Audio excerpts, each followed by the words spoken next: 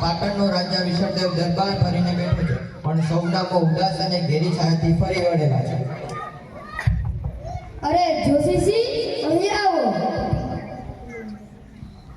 જી મહારાજ. શું લાગે છે, આ વર્ષે વરસાદ વરસશે?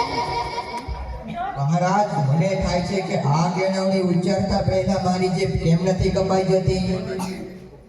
સમજી ગયો. હવે તમારે કંઈ બોલવાની જરૂર નથી. મેં આ મુશ્કેલીના હલ માટે મેં કચ્છના શાહ સોદાગર જગદીશને બોલાવ્યા છે. તે હમણાં 2-3 દિવસમાં પહોંચતા જ હશે.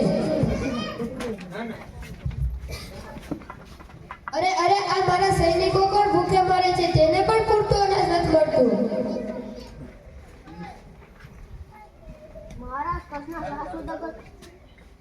મહારાજ કચ્છના શાહ સોદાગર જગદીશ આવ્યા છે અને તેની સાથે પ્રધાન ભી આવ્યા છે. જલ્દી તેડી આવો તમે, જલ્દી. જે બી આપી આવ્યા.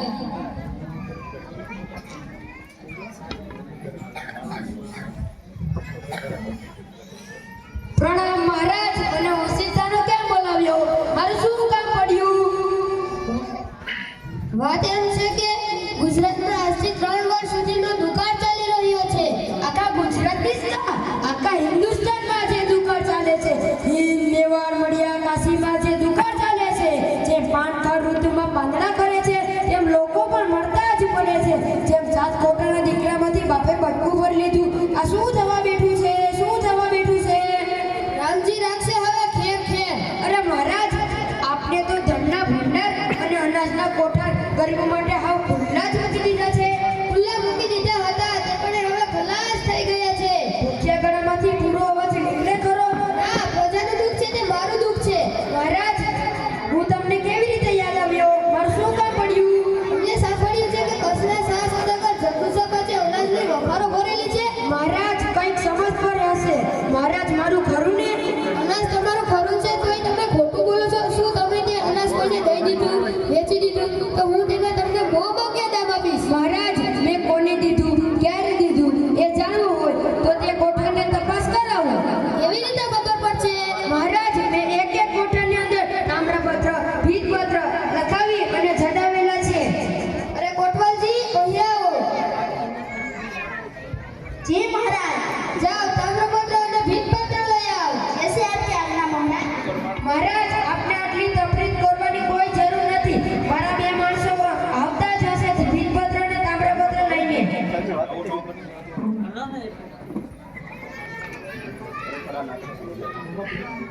મહારાજ, લો તામ્રપત્ર, પંડિતજી પાસે વંચાવો.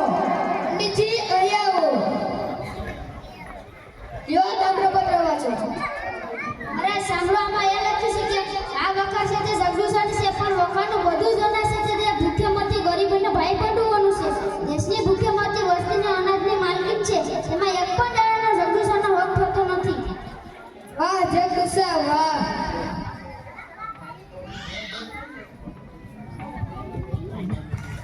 એટલામાં બીજો તામ્રપત્ર આવ્યો.